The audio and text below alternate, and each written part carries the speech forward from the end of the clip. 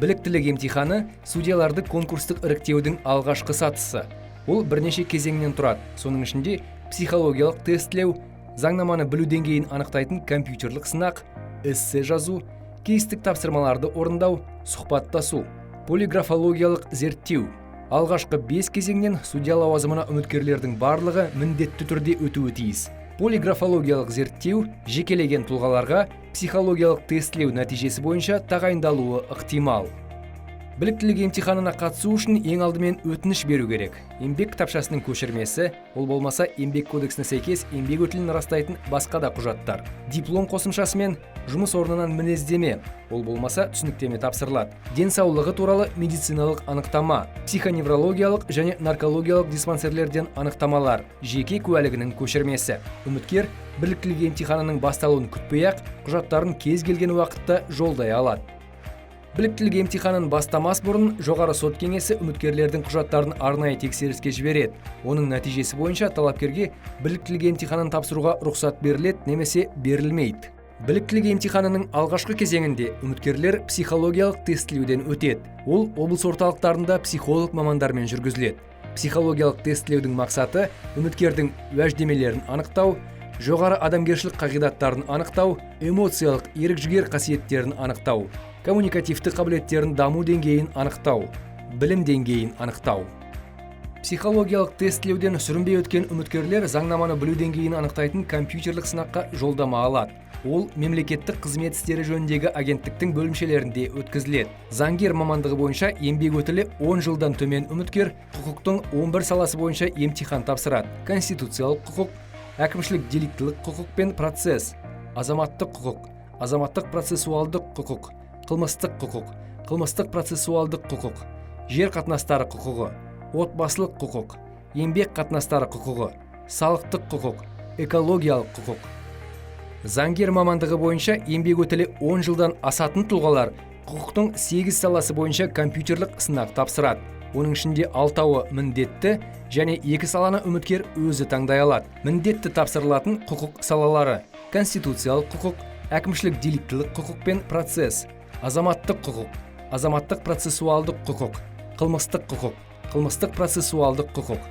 Таңдап алуға болатын 2 құқық саласына келесілер жатады: салықтық заңнама, жер қойнауын пайдалану заңнамасы, зияткерлік меншік заңнамасы, корпоративтік құқық, отбасылық құқық, еңбек қатынастары құқығы.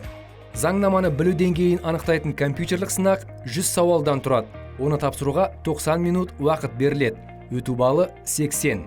Бұл сынақты жоғары сот кеңесінің ресми сайтында алдын ала тапсырып көруге болады. Осы сынақтан сүрінбей өткен тұлғалар эссе жазып, кейстік тапсырмаларды орындайды. Кейстік тапсырмалардың бірі берілген мәліметтер негізінде сот актісінің жобасын әзірлеу. Үміткерлердің жұмыстарына цифрланған номер беріледі. Онда аты жөні көрсетілмейді. Демек, комиссия жұмысты бағалау кезінде нақты кімнің тапсырмасын тексергенін білмейді. Комиссия тәуелсіз сарапшылардан құралған. Оның ішінде судьялар мен академиялық қоғамдастықтың өкілдері бар. Эссе жазуға 120 минут уақыт беріледі. Ең жоғары баға 5 балл.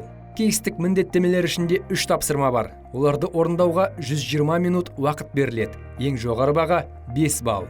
Эссе жазу мен кейстік тапсырмаларды орындау бойынша нұсқаулықтармен жоғары сот кеңесінің ресми сайтында танысуға болады. Эссе жазып, кейстік тапсырмаларды орындап болған үміткерлер біліктілік комиссиясының мүшелерімен сұхбаттасуға шақырылады. Бұл комиссия құрамына құқықтану оқытушылары, заңгер ғалымдар, судьялар, адвокаттар, бас прокуратура мен әділет министрлігінің өкілдері және қоғам белсенділері кіреді.